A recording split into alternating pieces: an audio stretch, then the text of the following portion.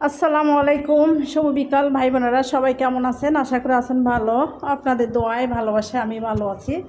তো আসলে আমি কয়েকদিন পর রান্নাঘরে ভালো করে আসতে পারি না, আমি অসুস্থর কারণে।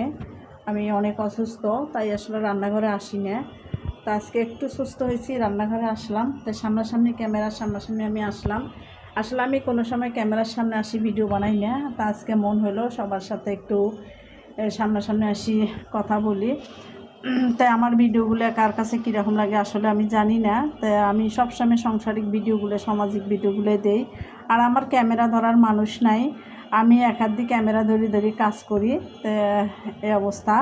তো যাই হোক, ইনশাল্লাহ ঈদের পরে একটা ক্যামেরা কিনবো, না কিনলে আসলে হবে না।